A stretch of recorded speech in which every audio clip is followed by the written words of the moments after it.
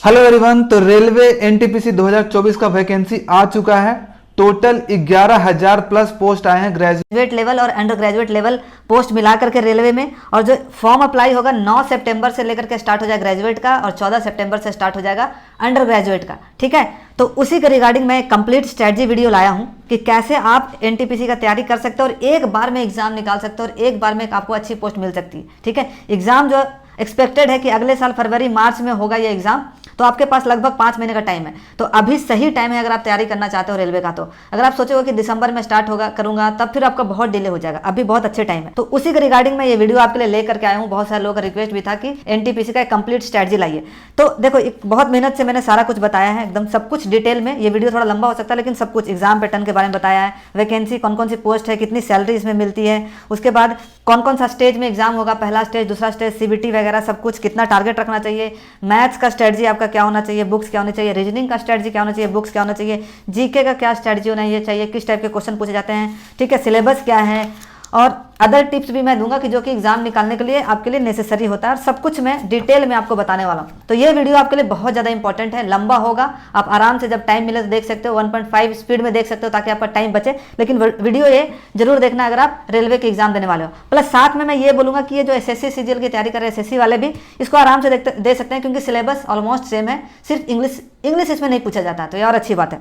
हम क्या क्या बताएंगे इस वीडियो में, आपको पोस्ट डिटेल के बारे में कंप्लीट बताएंगे, सैलरी पोस्टिंग कहाँ कहाँ होती है वो मैं बताऊंगा, एग्जाम फॉर्म फिलिंग का डिटेल में बताऊंगा, कब से फॉर्म फिल कर सकते हो, कहाँ कर सकते हो, एग्जाम पैटर्न के बारे में बताऊंगा, क्या क्या एग्जाम पैटर्न होता है, कौन कौन सा होता है, सब्जेक्ट वाइड मैं स्ट्रेटजी बताऊंगा, सारे subject math English reasoning GK. ठीक है, बुक फॉर ईच सब्जेक्ट, सभी सब्जेक्ट के लिए बुक बताऊंगा, कहाँ से प्रैक्टिस कर सकते हो, कैसे कर सकते हो। अब mock plus analysis, mock test आप कहाँ से लगा सकते हो, एनालिसिस कैसे करना होता है मॉक टेस्ट का। और एक और हाँ, आपके लिए एक फ्री बुक गिव अवे भी है जो कि मैं 5 लोगों को देने वाला हूँ गिव अवे। इसके लिए आपको वीडियो कंप्लीट देखना पड़ेगा, कहीं मैं बताऊंगा बीच वीडियो में कि गिव अवे कैसे आपको मिल सकता है। ठीक है, जो बुक्स आपको दिख रहे हैं वही आपको मिलने वाला है गिव अवे 5 लोगों को। तो सबसे पहले विदाउट डिले किए स्टार्ट करते हैं। सबसे पहले पोस्ट डिटेल के बारे में जान जाते हैं। तो 2 तरह के पोस्ट इसमें होंगे, जो कि ग्रेजुएट वाले होंगे और जो अंडर ग्रेजुएट वाले होंगे। जिसका ग्रेजुएशन कंप्लीट हो जाएगा उनके लिए 8,113 पोस्ट है, लेकिन वो अंडर ग्रेजुएशन है, इसका मतलब आप अंडर ग्रेजुएट भी हो, 12th पास भी हो, तो आप ये वाला वैकेंसी भी अप्लाई कर सकते हो। तो आपके लिए जो ग्रेजुएट है 11,500 के आसपास आपके पास वैकेंसी है, उनमें से फाइट करना। लेकिन जो अंडर ग्रेजुएट है 12th वाले हैं उनके लिए सिर्फ इतना ही पोस्ट है, ये ग्रेजुएट वाले पोस्ट होते हैं।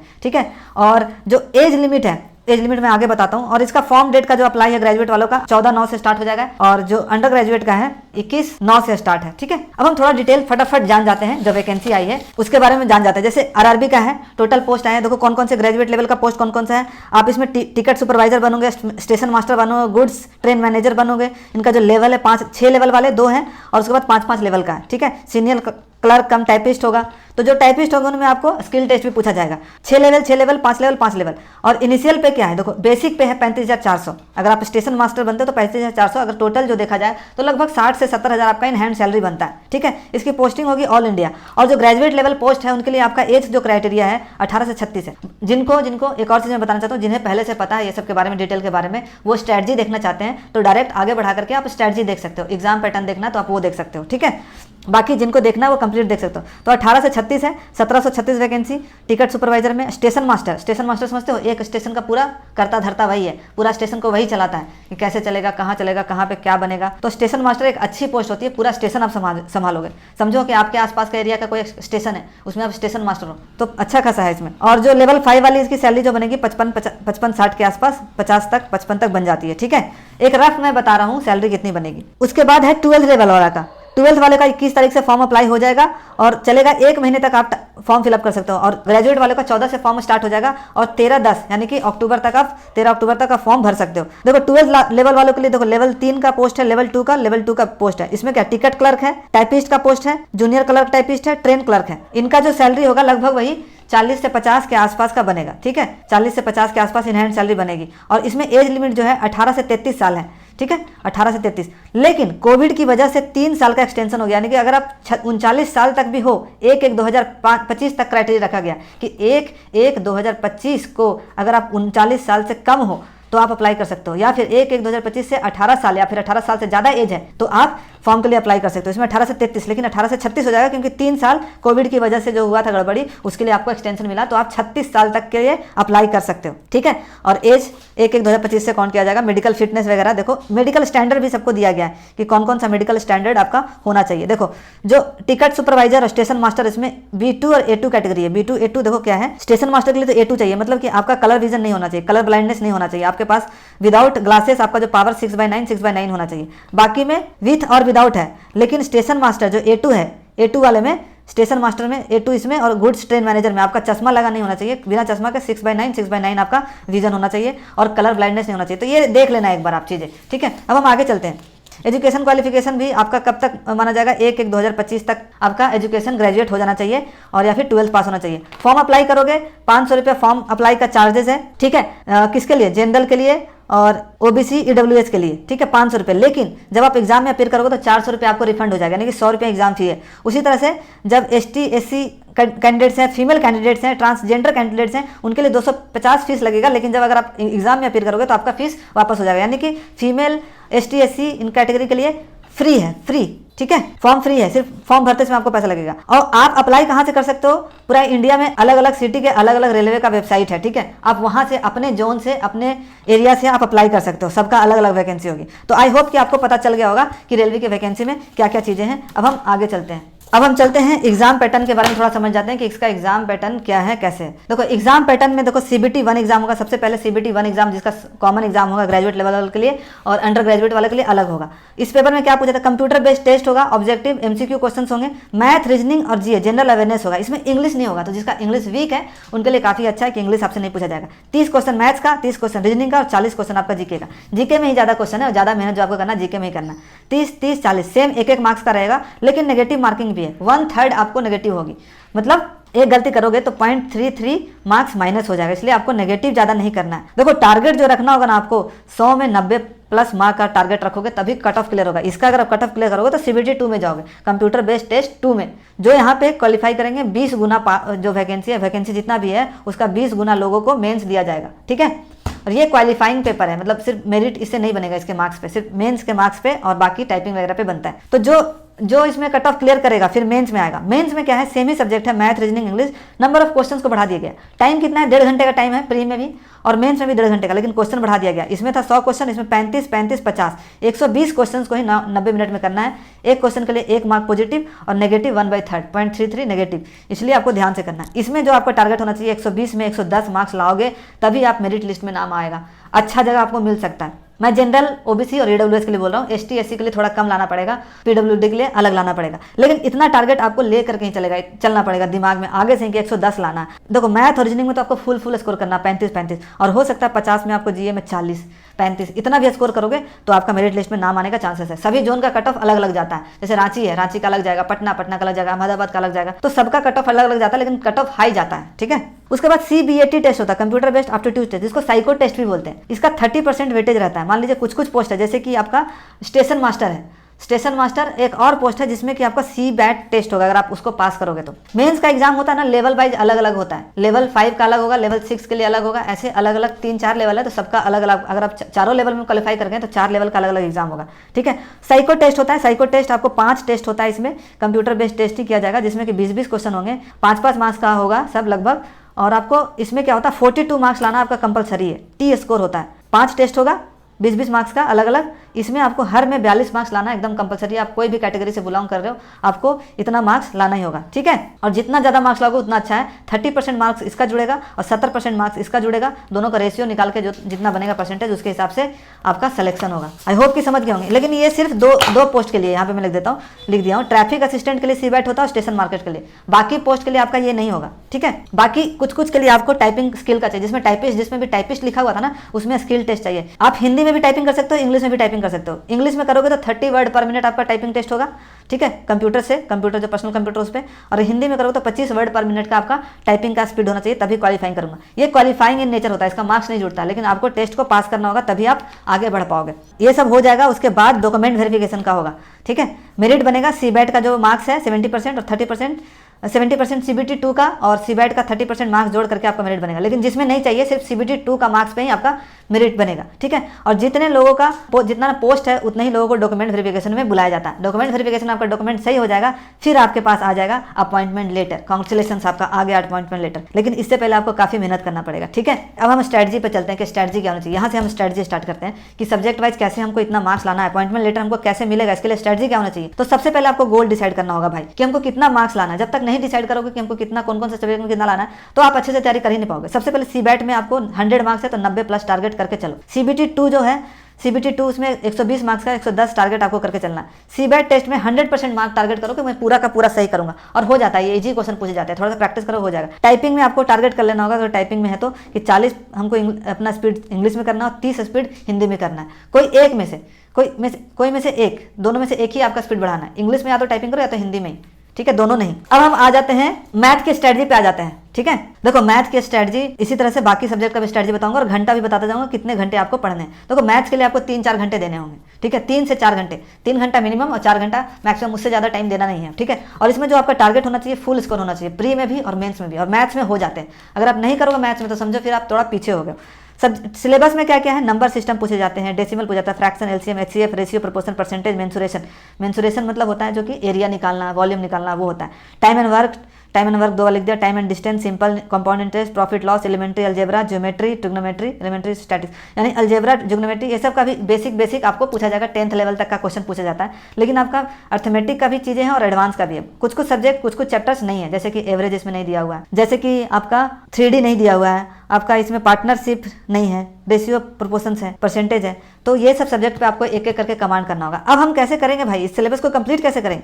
तो देखो सबसे ज्यादा इंपॉर्टेंट है कि आपको एक बार पढ़ना ही पड़ेगा। आप सिर्फ ऑब्जेक्टिव क्वेश्चन करते जाओगे सबका कहीं वीडियो देख करके तो आपका सही नहीं होगा। आपको एक बार कोर्स पढ़ना पड़ेगा, सभी सब्जेक्ट को समझना पड़ेगा कि इसके क्वेश्चन को कैसे सॉल्व करते हैं, ठीक है। उसके लिए आपको नोट्स कॉपी बनाना पड़ेगा, अपना नोट्स कॉपी चैप्टर वाइज, सारे चैप्टर्स का जितना भी चैप्टर्स है सिलेबस का बनाना पड़ेगा।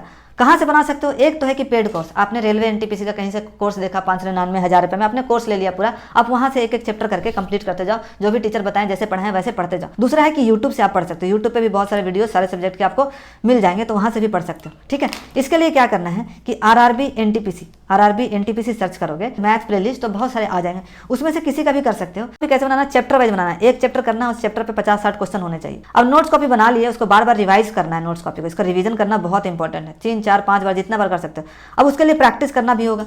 अब चैप्टर वाइज प्रैक्टिस तो करोगे ना भाई, कहीं से पढ़ोगे, एक चैप्टर पढ़ लिया तो उसका प्रीवियस ईयर क्वेश्चंस को प्रैक्टिस करना। कहाँ से कर सकते हो, किरण पब्लिकेशन की बुक आती है, मैथ की बुक आ जाएगी NTPC की, वहाँ चैप्टर वाइज आपको मिल जाएगा, वहाँ से आराम से आप प्रैक्टिस कर सकते हो। जितने भी प्रीवियस ईयर का NTPC रेलवेज का क्वेश्चन आया हुआ है सब मिल जाएगा, आप वहाँ से कर सकते हो, ठीक है। आई होप कि समझ में आ गया होगा। उसके बाद रिवीजन बहुत इंपॉर्टेंट है, आप रिवीजन नहीं करते जाओगे तो भूलते जाओगे। मान लो आपने टाइम एंड वर्क पढ़ा, आप उसके बाद 10 दिन के बाद जब आगे प्रॉफिट लॉस में चले जाओगे ना तो छोड़ दोगे अगर टाइम एंड वर्क को, तो आप उसको भूल जाओगे। इसलिए क्या करना है कि बीच बीच में रिवीजन करते रहना है। रिवीजन का एक तरीका होता है, जैसे मान लिया आज क्लास किए, आज क्लास हुआ तो उसी दिन शाम को आपको सबसे पहले तो क्लास का देख लेना, फिर अगले दिन क्लास में जाने से पहले एक बार कॉपी को पलट के देख लिए कौन कौन सा क्वेश्चन था, फिर 2 दिन के बाद फिर से उसको रिवाइज करना है, फिर 7 दिन के बाद फिर से रिवाइज करना है। एक दिन कुछ दिन हो गया, जब नेक्स्ट चैप्टर में जाओ तो उससे पहले इसी चैप्टर के MCQ क्वेश्चंस को रैंडमली अपने कॉपी से बनाने की कोशिश करो। फिर 1 महीने के बाद, मतलब ऐसे कर करके जब तक आपका कोर्स कंप्लीट हो तब तक आप 7-8 बार 10 बार आप अपने चैप्टर को रिवाइज कर लिए हो, ठीक है। और क्या करना, 50 sets math from any video, ये कंप्लीट कर लोगे। साथ साथ में क्या करना ना, मैथ्स का ना वीडियो रहेगा कि 30-30 क्वेश्चन का जो वीडियोस होता है मैथ्स का क्वेश्चन करवा देंगे। सर्च करोगे NTPC maths question paper previous year का, आपको 30-30 क्वेश्चन का 1-1 घंटे का वीडियो होगा। 50 सेट जरूर कर लेना है उस प्लेलिस्ट को बहुत अच्छे से, ठीक है। और कभी कभी दोबारा भी देख लेना कि कैसे करते समय क्या करना, अपने पास एक कॉपी रखनी है, जो क्वेश्चन नहीं बनता हो उसको उस कॉपी में लिख भी लेना है। 50 सेट मैथ समझ गए, वीडियो से कर सकते हो या फिर खुद से अपना बुक से 50 सेट सॉल्व करना है तुमको कम से कम एग्जाम से पहले। अब हम आगे चलते हैं, ये मैथ्स का हो गया हमारा। अब हम चलते हैं रीजनिंग पे। रीजनिंग में कैसे करना है, तो रीजनिंग बहुत ईजी है, सबसे ज़्यादा जो आसान लगता है लोगों को रीजनिंग है। रीजनिंग में क्या करना है, 2 घंटे डेली टाइम दोगे, काफ़ी है आपके लिए। और इसमें फुल स्कोर, इसमें भी आपका टारगेट होना चाहिए कि फुल स्कोर हो, आपका आधा नहीं, 30 में 30 मार्क्स इसमें लाना और आ सकता है। इसमें क्या करना है, इसका एक बार हम सिलेबस देख लेते हैं सबसे पहले कि सिलेबस में क्या क्या है। ये है रीजनिंग का, एनालॉजीज है, कोडिंग डिकोडिंग है, आपका अल्फाबेट सीरीज है, मैथमेटिक ऑपरेशन है, रिलेशंस है, सिलोगिज्म है, जंबल है, वेन डायग्राम है, मतलब ये सब मतलब इजी चीजें हैं, मतलब जो रीजनिंग में सबका होता है वही चीजें हैं इसमें, ठीक है। सबसे पहले कंप्लीट सिलेबस कहाँ से कर सकते हो भाई, फिर से वही अपना नोट्स कॉपी बनाना है चैप्टर वाइज, सारे चैप्टर करके, हर चैप्टर में 20, 30, 40 क्वेश्चन होने चाहिए किए हुए, अच्छे क्वेश्चन, अलग अलग टाइप के क्वेश्चन। या तो पेड कोर्स से कर सकते हो अगर आपने ले लिया तो वहाँ कर सकते हो, या फिर फ्री यूट्यूब पे वीडियो से कर सकते हो, ठीक करना ना। कि उसके बाद क्या करना है, नोट्स कॉपी बनाना है आपको चैप्टर वाइज, एक एक करके चैप्टर वाइज, और प्रैक्टिस करना है। फिर एक चैप्टर मान लो पढ़ लिया कोडिंग डिकोडिंग, अब किरण पब्लिकेशन की प्रीवियस ईयर की बुक लेनी, वहां से कोडिंग डिकोडिंग का 200 क्वेश्चन कर लिए, और सिर्फ एक बार नहीं करना, 2-3 बार इन क्वेश्चन को करना है। कुछ क्वेश्चन को हाईलाइट करना, हाईलाइट करके रखना है, जो क्वेश्चन बहुत ज्यादा डिफिकल्ट लगे, जो कुछ क्वेश्चन अच्छा लगे।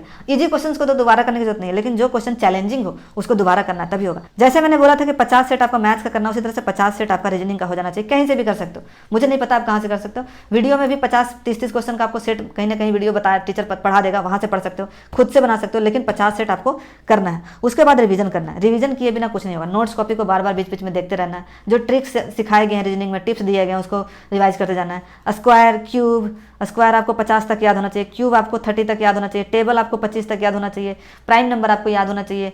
ये सब चीज़ें आपको बीच बीच में रिवाइज करते रहना, तभी आपका 50 फुल में फुल स्कोर आएगा, ठीक है। फुल स्कोर इसमें लाना ही लाना है यार, रीजनिंग में नहीं लाओगे तो फिर कैसे होगा, फिर आप जॉब के लायक नहीं बन पाओगे। आपको इसमें लाना ही, अपना बेस्ट एफर्ट करना है कि फुल स्कोर इसमें रीजनिंग में मेरा आ जाए। तो आई होप कि आपको रीजनिंग में भी पता चल गया होगा कि आपको क्या करना है, अपना नोट्स कॉपी बनाना है अच्छे से भाई, उसको रिवाइज करना है और आप प्रीवियस ईयर का क्वेश्चन प्रैक्टिस करना है। इससे ज़्यादा करने की कोशिश नहीं करनी है, वीडियो एक आध देख लेना है, वहाँ से प्रैक्टिस कर सकते हो। अब चलते हैं जो सबसे ज़्यादा इंपॉर्टेंट और जो सबसे ज़्यादा लोगों को डिफिकल्ट लगता है, जो सबसे ज़्यादा लोगों को फंसाता है, वो है जनरल अवेयरनेस, जीए, और इसमें करंट अफेयर्स भी पूछा जाता है। तो ये चीज़ें, ये वाला चीज़ हमको आपको बहुत अच्छे से समझाना, मैं समझाऊंगा कि कैसे आपको पढ़ाई करना है। और इसी में देखो, मैथ और रीजनिंग में मैक्सिमम लोग ना फुल में फुल स्कोर उसके आसपास लेकर के आ जाएंगे, लेकिन जो जीए में बाजी मारेगा वही समझो मेरिट लिस्ट में भी अपना नाम पक्का करवाएगा। इसके लिए क्या करना है आपको, मैं बोलूंगा कि 4 घंटे तो आपको पढ़ना ही पड़ेगा हर दिन, 4 से 5 घंटे। थोड़ा कभी कभी पढ़ सकते हो, कम पढ़ सकते हो, लेकिन टारगेट रखना कि 4 से 5 घंटे हर दिन पढ़े।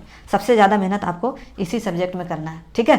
अब सिलेबस में क्या है, सिलेबस मेरे पास ऑलरेडी है, मैं आपको थोड़ा सा बता देता हूँ, एक आइडिया लग जाएगा कि सिलेबस मैंने निकाल लिया। और इन सबका जो पीडीएफ है ना, पीडीएफ में क्या क्या करंट इवेंट्स पूछा जाएगा, उसके बाद गेम्स स्पोर्ट्स से क्वेश्चन पूछा जाता है, आर्ट एंड कल्चर से पूछा जाता है, लिटरेचर से पूछा जाता है, मोनूमेंट्स से क्वेश्चन पूछा जाता है, लाइफ साइंस से 10th क्लास तक का लाइफ साइंस जो जनरल साइंस है उससे पूछा जाता है, फ्रीडम स्ट्रगल जो हमारा हुआ था 1957, वो सब चीज़ें। उसके बाद फिजिकल ज्योग्राफी पूछा जाएगा आपको, पॉलिटी पूछा जाएगा, मतलब बहुत सारे यूएन में इंपॉर्टेंट वर्ल्ड ऑर्गेनाइजेशन सेंटर जो है, साइंटिफिक टेक्नोलॉजीज पूछा जाएगा, इन्वायरमेंट क्लियरेंस, ये सब पूछा जाएगा। बेसिक ऑफ कंप्यूटर का भी कुछ क्वेश्चन से 1-2 क्वेश्चन आपसे पूछा जाएगा। कॉमन एब्रिविएशंस पूछा जाएगा कि मान लो जी लैन का फुल फॉर्म क्या है, यूपीएस का फुल फॉर्म क्या है, ये सब चीज़ें, और भी यूनेस्को, ये सब चीज़ों का फुल फॉर्म पूछ सकता है। Transport system in India, Indian economy के बारे में पूछा जाएगा।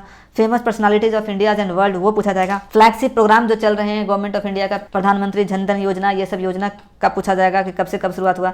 फ्लोरा एंड फ्यूना, इंडिया में कौन कौन से फूल, अलग अलग अजीब टाइप के, इस टाइप चीज़ें, वो सब पूछा जाएगा। ये प्रजाति कहाँ पाई जाती है, ये प्रजाति कहाँ पाई जाती है, वो सब। Important government of public sector organisation और करंट जीके भी पूछा जाए। तो ये सब सिलेबस है। अब हम आगे चलते हैं कि इसकी तैयारी कैसे करनी है भाई। देखो, सबसे पहले मैं थोड़ा सा बता दूं कि इसका तैयारी ना आपको करने के लिए मेहनत तो देखो करना पड़ेगा, एक बार अच्छे से करना पड़ेगा। इधर उधर से सोचोगे वीडियो देख लूँ, थोड़ा मोड़ा यहाँ से क्वेश्चन कर लूँ, वहाँ से क्वेश्चन कर लूँ, तो आपका कभी भी जीए इंप्रूव नहीं होने वाला। आपको एक मेहनत करके नोट्स कॉपी पूरा प्रॉपर बनाना पड़ेगा, या नोट्स कॉपी बनाना पड़ेगा, कहीं से खरीद लो नोट्स कॉपी और उसको बार बार पढ़ना पड़ेगा, या फिर किसी बुक से। क्वेश्चन देखो किस टाइप के क्वेश्चन आते हैं कि रॉ सिल्क किस स्टेट में सबसे ज्यादा पाया जाता है इंडिया में, साइना नेहवाल किस खेल से संबंधित है, digital complete digital current affairs का क्वेश्चन कि कंप्लीट डिजिटल स्टेट किसको घोषित किया गया है। ग्रीन हाउस 4 ऑप्शन रहेंगे, ग्रीन हाउस गैस इसमें से कौन सा नहीं है, ठीक है।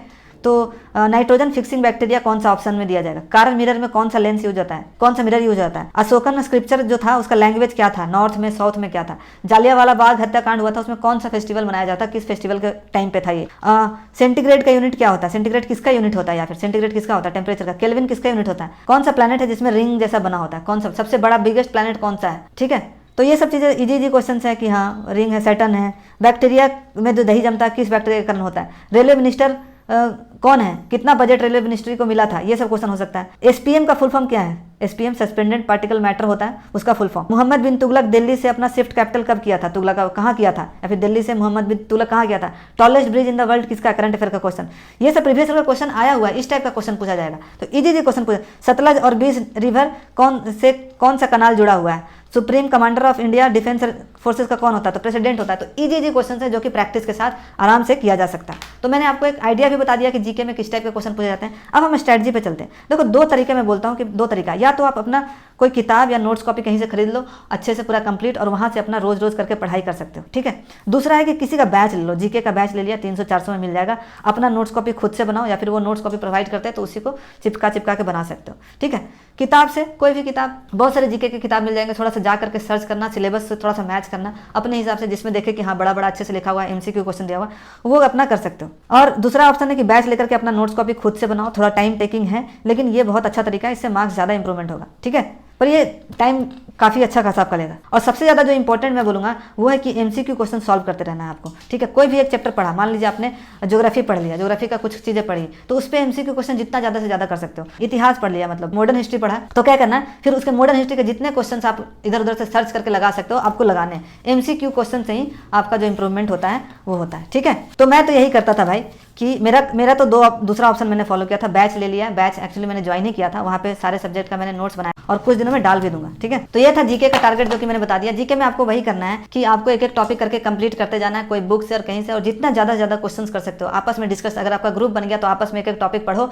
और सब आपस में एक दूसरे से क्वेश्चन पूछो, ऐसे करके ही आपका इंप्रूवमेंट होगा। और जब भी खाली बैठे हो, खाना खा रहे हो, 10-15 क्वेश्चन देख लिए, ऐप रखो अपने पास, ऐप रखो, उसमें MCQ क्वेश्चन कर लिए चुपचाप। अब हम चलते हैं कि कुछ अदर टिप्स, तीनों सब्जेक्ट का मैंने बता दिया, अच्छा। और उसके बाद जीके का आगे चीजें हैं कि आपको ना बेसिक क्वेश्चंस आपको करने हैं, जितना ज़्यादा से ज़्यादा क्वेश्चंस कर सकते हो। MCQ कहाँ से कर सकते हो? किरण पब्लिकेशन की चैप्टर वाइज जो बुक आती है, सिर्फ जीके की आएगी, आप वहाँ से कर सकते हो। और टारगेट रखना कि हर सब्जेक्ट से कम 1000 क्वेश्चन आपका हो जाए, ठीक है। प्लस साथ में क्या करूँगा कि SSC अड्डा का वीडियो जाता है, रोजगार विद अंकित का वीडियो जाता है, मैराथन आता है। मैराथन से आपको जो है ना 3-3, 4-4 घंटे का वीडियो जाता है। एक टॉपिक उठाना, मान लो हिस्ट्री है तो हिस्ट्री उठा लिए, हिस्ट्री का 3-4 घंटे का वीडियो देख लेना, और उसको सिर्फ एक बार नहीं देखना, 3-4 बार उस वीडियो को देख लेना, प्लेलिस्ट में कहीं पे सेव कर लेना अपना, और उसको 3-4 बार देखना।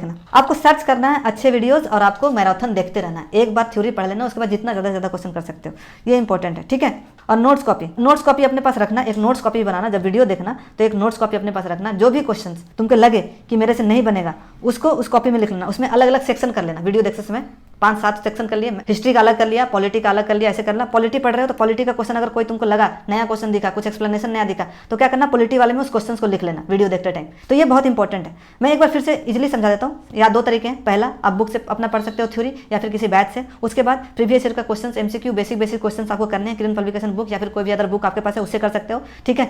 1000 क्वेश्चन आपको टारगेट करना है। प्लस साथ में मैराथन जरूर करना, 5-5-6 घंटे का वीडियो आता है, हर टॉपिक पे सर्च करोगे SSC अड्डा पे या फिर रोजगार विद अंकित या फिर और भी 100-1000 क्वेश्चन, 500-500 क्वेश्चन आपको करवाए रहेंगे एक टॉपिक, वहां से कर लेना और उसको एक नोट्स कॉपी में पिरो देना अगर जो क्वेश्चंस आपको नहीं आते हैं, इंपॉर्टेंट लगे तो, ठीक है। और टारगेट कितना होना चाहिए आपका? टारगेट जो होना चाहिए प्री में आपका 90+ मार्क्स का होना चाहिए, ठीक है। टारगेट जो होना चाहिए 90+ मार्क्स का प्री में होना चाहिए। और कैसे हो सकता है ये टारगेट? तभी अचीव हो सकता है जब आप मॉक टेस्ट लगाओगे। मॉक टेस्ट भी लगाना आपको बहुत ज़्यादा इंपॉर्टेंट है, ठीक है। मॉक नहीं लगाओगे तो आपका मार्क्स में इंप्रूवमेंट होगा नहीं। और स्टार्टिंग से ही मॉक लगाना आपको शुरू कर देना चाहिए, अभी से ही। हर वीक एक मॉक लगाओ, कम से कम एक मॉक लगाओ, उससे इंप्रूवमेंट होगा आपका, ठीक है। लेकिन 150 मॉक्स जो लगाने उसमें से पहला 50 मॉक्स है ना जो बुक से लगाने, ठीक है। कोई भी प्रीवियस ईयर का बुक ले आना, जो प्रीवियस ईयर का क्वेश्चन आया हुआ है, सेट आया हुआ है, उसी को सॉल्व करना। फिर जब वहाँ पे आदत हो जाएगी तब आपको बाकी का टेस्ट जो है textbook.com से या फिर एनी अदर प्लेटफॉर्म से ले सकते हो, ठीक है। वहाँ से मॉक दे सकते हो। 50 मॉक बुक से, थोड़ा सा आपको आदत हो जाएगी, थोड़ा सा पैटर्न पता चल जाएगा, नया रहोगे। स्टार्टिंग में ही अगर आप कंप्यूटर से लगाने लगोगे तो क्या होगा ना कि आपका टाइम बहुत कम है, 90 मिनट में आपको पता नहीं चलेगा, सारे क्वेश्चन नहीं कर पाओगे। तो बुक से पहले आदत बना लेनी है कि कैसे कैसे अपना टाइम एडजस्ट करना है, कौन सा सेक्शन पहले देना, कौन सा बाद में देना। फिर आप 100 मॉक टेस्ट बुक या फिर अदर प्लेटफॉर्म से दे सकते हो। एनालिसिस, आपको मॉक का एनालिसिस भी करना होगा। अब जब मॉक सिर्फ लगाओगे तो सिर्फ ये नहीं कि मॉक लगा दिए, 1.5 घंटे का मॉक लगाए उसके बाद छोड़ दिए, फिर आपका कोई फायदा नहीं होगा। मॉक एनालिसिस प्रॉपर करना होता है। उसके लिए क्या होता है, एक मॉक की कॉपी बनाना होता है। आप मॉक की कॉपी बनाओगे और सारे सब्जेक्ट का देखना कि जो जो क्वेश्चंस नहीं बने उसको उस कॉपी में लिख लेना, ठीक है। उस कॉपी में लिख लेना और बीच बीच में जब आपकी कॉपी में 100-200 क्वेश्चन मतलब 3-4-5 टेस्ट का क्वेश्चन आ गया तो फिर रिवाइज कर लिया करो। 4-5 क्वेश्चन का अपने कॉपी में लिख लिया क्वेश्चन जो नहीं बने, फिर बीच में इसको रिवाइज करना है, ठीक है। तो ऐसे है। और मॉक स्टार्टिंग से ही लगाना शुरू कर देना, वीक में 1 लगाना पहले, ठीक है। जब आपका सिलेबस 50% कंप्लीट हो जाएगा, वीक में 2 मॉक लगाना शुरू कर देना, 50% सिलेबस, वीक में 3 लगाने देना जब 80-90% आपका सिलेबस कंप्लीट हो जाएगा, और डेली मॉक लगाना शुरू कर देना जब आपका 100% सिलेबस कंप्लीट हो जाएगा। तो ये बहुत इंपॉर्टेंट है मॉक अभी से लगाना, हर मॉक लगाना और हर मॉक में अपने आप को इंप्रूव करने की कोशिश करना, ठीक है। और मॉक एनालिसिस अच्छे से करना है और रिवीजन करते जाना है। अब कुछ अदर टिप्स है जो कि मैं आपको देना चाहता हूँ। अदर टिप्स ये है जिससे कि एग्जाम पे आपका इंपैक्ट पड़ता है, आपका सिलेक्शन जो नहीं होता लोगों का, वही रीजन होता है कि कुछ टिप्स देता हूँ जिससे कि आपका ऐसा ना हो कि मेहनत बर्बाद चले। सबसे पहला ये कि अलग अलग एग्जाम पे फोकस नहीं करना। जब हमारे पास जॉब नहीं होता ना तो जितने भी वैकेंसीज होती है सारे को हम देखते हैं, सारे का तैयारी बीच बीच में करने लगते हैं। 2 महीना इसका किए, 1 महीना उसका किए, ऐसा लगता है इसमें सिलेक्शन हो जाएगा। ऐसा नहीं करना। एक एग्जाम अगर आपने फोकस कर लिया है तो बस उसी एग्जाम को अच्छे से तैयारी करना है। हाँ, फॉर्म अप्लाई करना है, ऐसा नहीं कि अगर सिमिलर टाइप के एग्जाम हो, सिलेबस सेम ही हो, पैटर्न सेम लगभग मतलब उसी टाइप का एग्जाम हो, वही सब चीज़ें पूछ रहा है तो फॉर्म भरना, लेकिन टारगेट एक ही एग्जाम को तैयारी करके करना, उसी से जो आपका हो जाएगा एग्जाम में जा करके दे आना। लेकिन एक देखो, एसएससी सीजीएल वाले जितने भी एस्पिरेंट्स हैं आरआरबी एनटीपीसी आराम से दे सकते हैं, क्योंकि मैथ इंग्लिश रीजनिंग वही है। इवन यहाँ पे थोड़ा सा आपको इजी लगेगा आरआरबी एनटीपीसी, क्योंकि 90 मिनट का टाइम है। आपको 100 क्वेश्चन के लिए 1 घंटे का टाइम दिया जाता है, लेकिन यहाँ पे 90 क्वेश्चन के लिए 90 मिनट दिया गया। तो एसएससी सीजीएल वाले आरआरबी एनटीपीसी का फॉर्म भर सकते हैं, लेकिन आपका टारगेट होना चाहिए सिर्फ एसएससी सीजीएल का एग्जाम देने पे, आरआरबी एनटीपीसी पे नहीं। वो आपका हो जाएगा तैयारी अच्छे से करोगे तो। रिवीजन हमेशा करते रहना। बहुत लोगों को रिवीजन करना अच्छा नहीं लगता, बट बिना रिवीजन किए आप सब भूलते जाओगे, आपका मेहनत बर्बाद हो जाएगा। आगे बढ़ते जाओगे बिना रिवाइज किए हुए ना तो पीछे वाली चीज़ें आप भूलते जाओगे। किताब बहुत ज़्यादा नहीं लेना, बहुत कम बुक रखना है। मैंने जितना बुक्स आपको बता दिया बस उतना ही रखना है, और बस वीडियोस देखना है और अपना नोट्स कॉपी हो गया। और मैंने जो प्रीवियस ईयर का बुक बताया, प्रीवियस ईयर का क्वेश्चंस बस उतना ही करोगे, उतना ही से आपका कंप्लीट हो जाएगा। और हमेशा अपने लक्ष्य को ध्यान में रखना कि आपको एक स्टेशन मास्टर बनना है, आपको गुड्स गार्ड जो भी है वो बनना है, उसको एकदम ध्यान में रखना है। जब भी आपको डिमोटिवेशन हो अपने गोल्स को याद रखो, ठीक है। जैसे ही आप अपने लक्ष्य से भटकोगे आप इधर उधर का काम करने लगोगे और आपका टाइम वेस्ट होगा, ठीक है। इसलिए लक्ष्य से भटकना नहीं। थोड़ा सा डेली रूटीन बताता हूँ क्या होगा डेली रूटीन आपका। देखो, डेली रूटीन आपको ये है कि मैं फिक्स नहीं बताऊंगा कि 4 बजे उठ जाना है, 4 से 8 ये पढ़ना है, फिर 8 से ये पढ़ना, वैसा कोई कर ही नहीं पाएगा। सबको अपने आप में एक फ्लेक्सिबल रूटीन रखना चाहिए अपने हिसाब से। अगर आप रात में पढ़ना चाहते हो तो आप रात में पढ़ो, किसी को दिन में पढ़ना अच्छा, सुबह में पढ़ना अच्छा लगता है तो सुबह में पढ़े, लेकिन टाइम 8 घंटे हर दिन निकालो कि मुझे पढ़ना है। अब अपने हिसाब से देख लो कि कौन सा टाइम किस सब्जेक्ट के लिए सुटेबल है। 2 घंटे ऐसा निकालो जो रीजनिंग के लिए सुटेबल है, कोई भी 3 घंटे आपको मैथ्स के लिए निकालना पड़ेगा, 3 से 4 घंटे आपको जीके और करंट अफेयर्स के निकालना पड़ेगा हर दिन, ठीक है। तो इतना आपको करना ही पड़ेगा हर दिन, तभी आपका इंप्रूवमेंट होगा और हो जाएगा आराम से। अपने हिसाब से अपना टारगेट सेट करना है। देखो, और क्या करना है कि दिन का ये शेड्यूल एकदम फिक्स है, टाइट मत कर देना कि 7 से 10 हम तो मैथ्स पढ़ेंगे, हर दिन इतना ही पड़ेगा। आपका नहीं हो पाएगा, एक क्रॉस करोगे फिर आगे पढ़ने का मन नहीं करे। ये सोचो कि ये तीनों चीज़ें हमको किसी दिन करना है। उसके लिए क्या करूँगा कि आप डेली का टारगेट अपना एक पेज लिख लो और उसमें डेली डे वन करके ऐसे टारगेट रखना। और डे 1 में आपको क्या करना है, रीजनिंग में कोडिंग डिकोडिंग 1 घंटे का लेक्चर देखना, 1 आवर। आप मैथ में आपको समय और तरीका देखना है, जीके में इतिहास 3 घंटे देखना, मॉक टेस्ट प्लस एनालिसिस करना है, रिवीजन करना है परसेंटेज चैप्टर का। आपने सुबह में ही अपना टारगेट सेट कर लेना कि क्या क्या करना है, और जैसे जैसे कंप्लीट होते जाए इसको टिक करते जाना है। और टाइम फ्लेक्सिबल रखना, आप कभी भी कर सकते हो, लेकिन टारगेट करना कि इनमें से चीज़ें कंप्लीट हो जाए, ठीक है। तो बस यही चीज़ें थी और कुछ नहीं, समझ